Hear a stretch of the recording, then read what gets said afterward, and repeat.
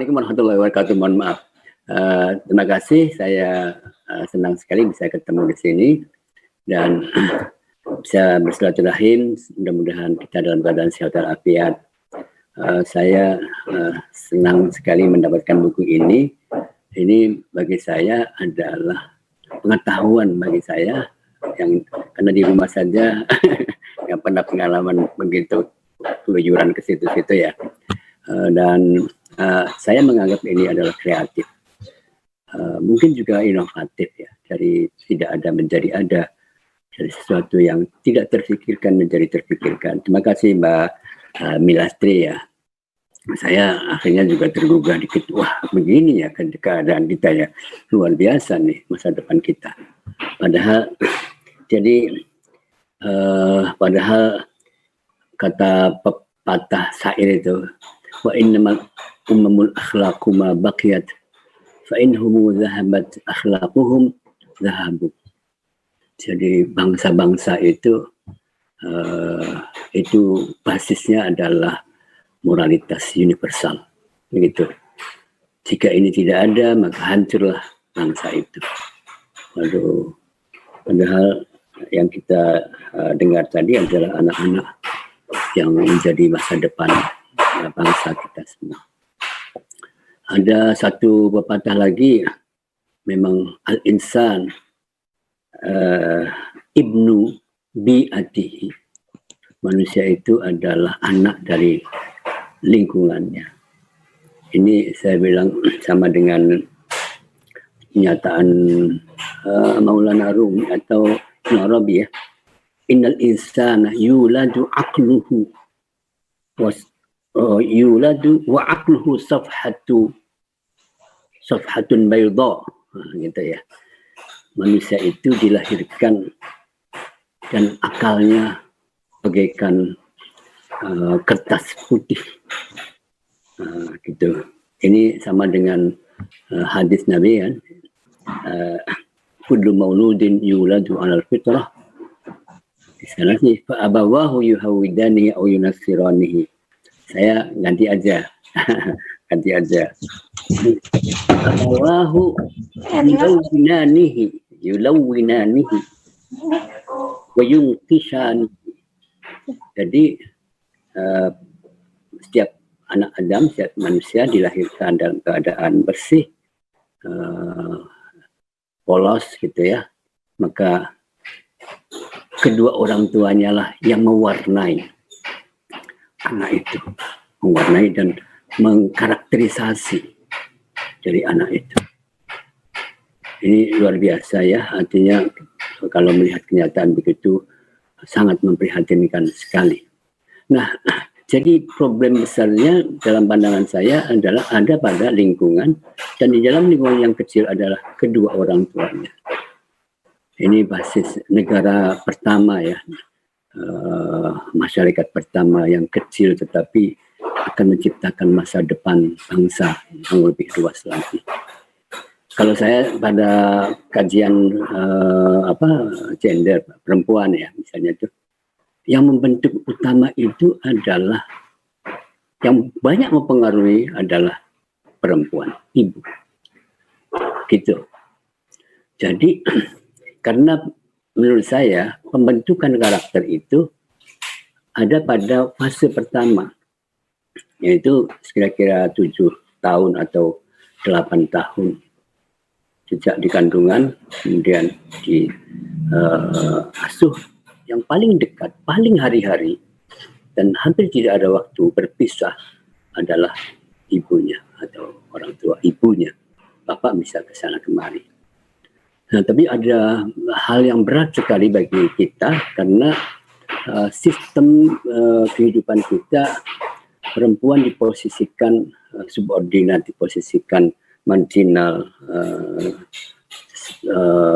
ya bahkan kawin muda ya begitu itu, yang sehingga mereka pada umumnya tidak punya kekuatan intelektual, gitu, kesehatan reproduksinya tidak ada, ketergantungan ekonominya begitu kuat kepada laki-laki. Padahal nah ini penciptaan perempuan menjadi makhluk yang lemah dari banyak sisi, terutama dari sisi intelektualismenya ya, atau intelektualitas pengetahuannya itu, hingga dia tidak bagaimana bisa mewarnai anak-anaknya yang jadi tergantung pada situ. Jadi satu begitu ya. Jadi karena kalau begitu menurut saya yang harus diarahkan pertama adalah ini proses awalnya nih dari keluarga ini mendidik perempuan untuk menjadi cerdas, menjadi pintar, dan menjadi sehat, menjadi mandiri. Begitu satu, gitu. Kalaupun masa dialah yang akan memberi warna terhadap anak-anak didiknya. Orang tua laki-laki itu ini yang besar sekali karena sistem kehidupan kita masih memposisikan perempuan subordinat tadi. Bahkan saya kira ini juga RUU PKS ini, ini sebetulnya saya sangat menyesal sekali kalau ditunda begitu ya, karena ini basis utama bagaimana itu semuanya nanti. Oke. Yang kedua pada lingkungan masyarakatnya ya. Ya tadi Mbak Lesti sudah menjelaskan panjang lebar lah begitu. Jadi saya seluruhnya sepakat. Bagi saya ya, tadi basis utama peradaban, basis utama kehidupan adalah pendidikan tadi, ilmu pengetahuan. Saya sering mengatakan bahwa karena orang tidak mengerti maka dia akan menyalahkan orang lain. Ketika orang hanya tahu satu maka yang lain menjadi salah, menjadi sesat dan menjadi kafir. Apalagi nanti juga sistem indoktrinasinya begitu kuat. Saya sudah menyampaikan sebetulnya pandangan ini pengaruh ceramah agama. Ini kok begitu luar biasa ini. Ini apa gejala psikologi apa ini? Mengapa orang senang menghadiri ceramah-ceramah agama? Masif. Begitu. Tapi proses pengetahuan keagamaan yang dikemas dalam bentuk dialog itu tidak laku. Tidak laku sama sekali. Jadi ini juga menjadi masalah besar bagi saya sih. Karena saya mengatakan bahwa ceramah agama dengan pendekatan indoktrinatif itu merupakan cara mendidik masyarakat untuk tidak menjadi cerdas. Sekaligus mempersiapkan generasi yang berpotensi intoleran. Jadi basisnya di situ. Oke ya, jadi ini saya hanya ingin menyampaikan ini kepada para pemimpin nih, pada tokoh-tokoh juga. Meskipun ini saya ngomong begini juga diserang sana sini, bagaimana kalau tidak indoktrinasi? Bagaimana anak itu kalau tidak membingungkan dan sebagainya? Saya bilang inilah hasil dari proses panjang sekali sistem pendidikan yang indoktrinatif dan mendengar, gitu, mendengar. Saya sudah menganjurkan para santri-santri saya jangan sering-sering bahkan jangan menghadiri ceramah-ceramah yang indoktrinatif itu. Begitu, kok senang sekali datang ke situ. Nggih nopo nggih? Iya tentu saja nggih. Terus menerus bahwa disampaikan oleh orang yang mempunyai otoritas. Yang kedua juga kebenaran itu pada orang lagi. Ini juga bahaya sekali. Simbol-simbol ketokohan itu dipahami sebagai memiliki makna sakral. Ini juga menjadi bahaya sekali cara pandang begitu, dan ini menyebar harus pakai sanad. Yang gimana ya, kebenaran objektif ya, agama itu kok nggak laku betul itu. Seperti begitu ya. Baik. Jadi itu yang menurut saya faktor-faktor penting yang bagaimana membentuk cara pandang masyarakat sendiri dalam aspek keagamaan, cara pandang keagamaan itu harus berubah. Nah, teman-teman sekalian, lagi-lagi saya tidak praktis ya, saya bahasa saja. Mengapa ada terorisme? Mengapa ada terorisme? Saya merenungkan ini, saya mengatakan bahwa terorisme adalah puncak dari sebuah proses panjang. Puncak dari sebuah proses panjang. Kalau terorisme itu sudah tidak pakai akal lagi, sudah menghalalkan segala cara sama sekali. Itu sudah begitu caranya. Tetapi sebelum terorisme terjadi, ada fase. Fase itu dinamakan radikalisme. Atau terserah Mbak Milastri membedakan antara nanti ada ekstremisme, ada radikalisme. Sebetulnya kata radikalisme menjadi problematik ya. Kalau apa namanya, ekstremisme mungkin oke, sepakat itu ekstremisme melampaui. Radikalisme itu ya dirumuskan baru sih memang, padahal sih akar ya, akarnya. Saya sendiri atau dulu fundamentalisme juga sigmatik lagi. Ya sudahlah, kita nerima begitu ya, nerima gitu ya. Jadi radikalisme itu adalah dalam konteks hari ini ya, pemaknaan terminologisnya menurut saya adalah gerakan atau cara pandang yang ingin membongkar sistem-sistem yang ada, yang berjalan ini. Sistem-sistem yang ada, yang berjalan ini dipandang oleh mereka menjadi sesuatu yang merusak. Tuh. Apakah sistem-sistem yang ada sekarang itu ya, demokrasi? Apakah sistem yang ada sekarang itu ya hak asasi manusia? Apakah sistem yang dianggap salah itu adalah nation state? Gitu. Jadi paling tidak itu ini yang berkembang di mana-mana di seluruh dunia, apa namanya, yang dianut oleh semua bangsa-bangsa di dunia, begitu. Nah, jadi ingin membongkar itu semua salah, semua sesat, semua tidak sesuai dengan agama dan seterusnya. Nah, mengapa ini terjadi? Mengapa ini terjadi? Karena sebelumnya ada fase fanatisme. Itu adalah pandangan yang menganggap bahwa pandang tertentu atau satu pendapat tertentu ini adalah harus diikuti, benar, dan harus diikuti, harus dipertahankan mati-matian gitu ya. Sementara mereka melihat ada realitas kehidupan yang berubah, yang terus-menerus berubah, yang berbeda sekali dengan apa yang diyakini sebelumnya dari ajaran-ajaran agama. Jadi kekokohan salah satu pendapat. Pendapat apa? Nah ini. Jadi sebelum fanatisme itu ada namanya konservatisme. Jadi konservatisme ini menjadi basis fanatisme. Fanatisme itu kemudian melahirkan radikalisme. Radikalisme itu kemudian melahirkan terorisme. Itu paling tidak teori saya ya. Tetapi begini, kita semua masih banyak sekali mengambil cara pandang lama konservatisme. Cuma ada dua, saya selalu membaginya dua ya, fanatisme radikal. Fanatisme ya radikal ya, kokoh ya, fanatisme tunggal, ekstrim tunggal gitu. Fanatisme ekstrim tunggal.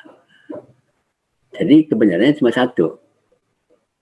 Jadi kebenaran yang dulu ada itu sebagai kebenaran satu-satunya yang dia yakini. Nah, terjadi perubahan, maka dia berontak, harus dipertahankan. Ada lagi namanya konservatisme plural. Nah, gitu ya. Konservatisme plural itu ya banyak sekali pandangan masa lalu yang diapresiasi sebagai dasar, tetapi memungkinkan untuk berubah. gitu loh. Dan ada pandangan-pandangan yang berbeda, berubah dan seterusnya. Nah, apakah pandangan-pandangan konservatisme tentang isu-isu keagamaan ini? Ya, saya bilang seluruh produk pemikiran yang banyak kita reproduksi itu adalah produk Arabia Abad Pertengahan. Itu produk Arabia Abad Pertengahan yang diulang-ulang di dalam sistem pendidikan, di dalam sistem kehidupan politik, dalam sistem kehidupan budaya sosial budaya. Ini berat sekali ya, sangat berat sekali nih.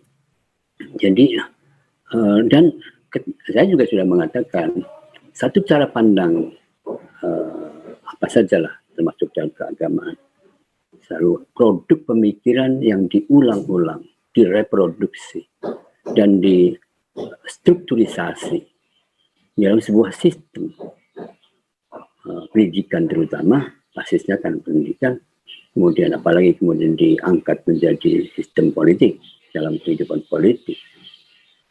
Ini akan mengalami posisi sakral. Sakralitas itu berarti akan menganggap bahwa itu adalah kebenaran yang tidak bisa dikritik, tidak bisa disalahkan, karena itu apalagi kalau mengambil teks Tuhan itu maka menjadi pernyataan agama, pernyataan Tuhan yang seakan-akan satu. Begitulah maknanya. Nah, ini kritisismenya menjadi sangat resisten. Jadi ini problem besar kebudayaan, problem besar peradaban kita ya, peradaban kita ini. Begitu. Jadi kalau mau membongkar begitu ya tidak cukup ya. Saya sih ya itu usaha betul kita memulainya, tetapi bagaimana membentuk pikiran orang tua, membentuk pikiran masyarakat, membentuk pikiran negara supaya berpikirnya itu pikiran-pikiran tidak ekstrim, tidak konservatif gitu ya, karena ini bahaya sekali. Apa yang perlu dikembangkan kalau begitu kepada masyarakat? Ini kalau basisnya pendidikannya lemah ya susah ya. Kita mengajak berpikir, kita mengajak berdialog, kita mengajak berpikir plural gitu, menghargai cara berpikir orang yang lain dan sebagainya, sebagai sangat relatif. Menghargai bagaimana kita harus memusyawarahkan, memutuskan berdasarkan musyawarah. Itu agak susah nih ya gitu. Jadi saya di mana-mana terakhir ya. Ini karena 20 menit ya. Oke deh. Saya di mana-mana nih mengembangkan 7 nalar moderat. 7 nalar moderat. 1, al-aqlul wasati. Aqlun yaftahu majalan liikhtilafil ara'. Nalar moderat adalah nalar yang memberi ruang bagi yang lain untuk berbeda pendapat. Kira-kira bagaimana kita nih menciptakan orang punya pandangan, bahwa orang lain juga punya pandangan seperti saya meskipun berbeda dengan saya. Oke, memberi tempat saja dulu, belum menyambut ada menerima. Yang kedua adalah nalar moderat menghargai pilihan, keyakinan dan pandangan hidup seseorang. Hampir sama sih, tapi ini tekankannya pada sebuah pikiran, keyakinannya, keyakinan dan pandangan hidup seseorang. Tapi tidak berhenti di sini nanti nih. Kalau yang ketiga adalah nalar moderat tidak mengabsolutkan kebenaran sendiri sambil memutakan kesalahan kepada orang lain. Bagaimana nih? Mendekat-dekati sih dengan kedua juga tidak mengabsolutkan seluruh pikiran manusia, seluruh keyakinan itu masing-masing mempunyai pengalaman sendiri yang dia peroleh. Gitu. Jadi kita tidak bisa memaksakan keyakinan seseorang atas. Al-ikrahu la yunshi'u imanan wa innama yurithu nifaqan. Saya bilang begitu. Pemaksaan itu tidak menghasilkan, tidak menumbuhkan keyakinan iman, kebenaran, tetapi melahirkan, mewariskan kemunafikan. Itu ya bahasa quotes hikmahnya gitu. Yang keempat itu nalar moderat tidak pernah membenarkan tindakan kekerasan atas nama apapun. Itu harus dikembangkan ya. Maksud saya tuh ngomong begini nih supaya di al-aqdul wasatiyillah walan tidak dan tidak boleh, tidak akan pernah, tidak boleh yang baru menerima al-unf, kekerasan. Iyan kana sababu, apapun latar belakang, tidak boleh. Terus yang kelima, nalar moderat itu menolak pemaknaan tunggal atas sebuah teks. Itu karena setiap teks itu selalu mungkin untuk diinterpretasikan secara beragam, secara berbeda-beda. Karena teks itu lahir merespon sebuah realitas dalam sebuah kebudayaan, dalam ruang dan waktu. Jadi itu tidak bisa diubah-ubah. Apalagi kita menerima suatu pengetahuan dari Nabi melalui orang terus menerus ke sana, dan orang-orang itu berbeda-beda cara menangkapnya karena tidak direkam. Jadi dengar apa yang dia pengerti saja, kadang-kadang keliru sekali yang satu dengan yang lain, beda. Oke deh, yang keenam, nalar moderat selalu terbuka untuk kritik konstruktif. Nah ini prosesnya harus bukan indoktrinatif, tapi dialog itu ilmiah. Jangan gini, harus begitu. Ini agama. Bagaimana kita tahu? Ini Tuhan yang mengatakan. Bagaimana tahu atas nama Tuhan ini Nabi mengatakan tanpa kita ketemu ya. Yang ketujuh, santai aja ya, Mbak Mila, teman-teman semua, santai aja. Gembira itu membuat sehat, gitu loh. Terus yang ketujuh nih, kalau Anda pengen sehat, bergembiralah, senyumlah, gitu. Jangan, wah tapi Mbak Mila juga hebat nih, ketemu sama anak-anak diteror begitu ya, tapi tenang, senyum aja katanya. Ya, diteror, dicurigai sama seperti mereka ya. Tapi betul lah tuh, saya bilang, wah hebat nih, senyum aja katanya. Oh, betul, oke. Aduh, cocok lah. Dan terakhir nih, nalar moderat itu adalah selalu mencari pandangan yang adil dan maslahat bagi kehidupan bersama. Nah itu gimana nih merumuskannya nih? Merumuskannya supaya masing-masing merasa nyaman hidup bersama. Toh kita juga tahu ya, Islam itu apa sih? Islam itu apa sih? Saya selalu ungkap ini, al-Islam man saliman nasu min lisanihi wa yadihi. Islam itu, seorang muslim itu adalah seorang yang keberadaan diri, eksistensinya, keberadaan dirinya, kehadirannya membuat orang lain merasa nyaman dari gangguan tangan maupun ucapan, dari gangguan lidah maupun ucapannya. Ini seharusnya dikembangkan terus. Kalau tidak begitu bukan, gitu loh. Kalau tidak menciptakan kedamaian, tidak menciptakan kasih dan sebagainya ya, ini ada yang salah gitu, di dalam memahami Islam, Saya kira begitu basis-basis saja nih ya. Saya bukan operasional bagaimana menyelesaikan. Jadi harus bagaimana? Ya, mari kita bicarakan bareng-bareng cara menyelesaikannya gitu loh. Kayak Mbak Mila ini kan hebat nih. Saya bilang pesan-pesannya nggak jadi nih. Saya tinggal melaksanakannya aja nih.